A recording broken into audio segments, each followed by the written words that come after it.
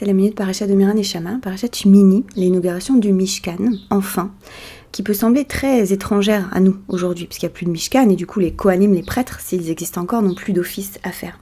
Et pourtant, la Chassidoute nous rappelle sans cesse qu'à un niveau de lecture symbolique et intérieure, ces histoires-là sont des paraboles, et que le message s'adresse à nous par-delà les siècles. Voilà ce que nous dit le Sfat Emet en commentant sur un des versets d'ouverture, Vezeh Adavar Asher Tziva Hashem. Et voilà la chose que Dieu a commandée aux Kohanim. En l'occurrence, un certain nombre d'offrandes de korbanot. Pourquoi est-ce qu'on appelle ça la chose ? Pourquoi un terme aussi abstrait ? En fait, la chose, ici, Davar, c'est un mot-clé, c'est un mot porte, un peu comme un code qui va pointer vers autre chose. Et il pointe sur cette idée dans la Chassidoute que Bechol Davar Yesh Nekudat Pnimiut, que en chaque chose, on parle même pas en chaque être humain, en chaque chose, dans ma table et dans ma chaise et dans un brin d'herbe, il y a un point d'intériorité.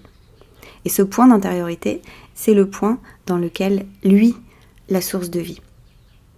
Et tout l'objet de l'inauguration du Mishkan, c'est d'apporter quelque chose, un korban, c'est-à-dire de s'approcher nous-mêmes pour recevoir une révélation, c'est-à-dire pour pouvoir voir la source de vie, rencontrer la source de vie.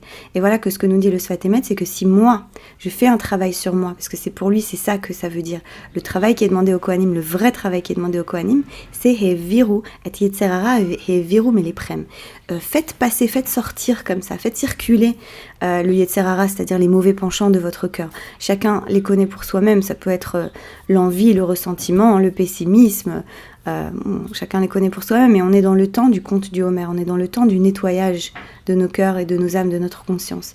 Et il dit, quand on a fait nous ce travail-là, alors notre regard devient plus clair, on a une vision plus claire des choses, et il nous est donné de voir cette nekuda, ce point d'intériorité, ce point de vie qu'il y a dans toute chose, qui est vraiment l'objet de la méditation, de voir le point de vie qu'il y a en toute chose.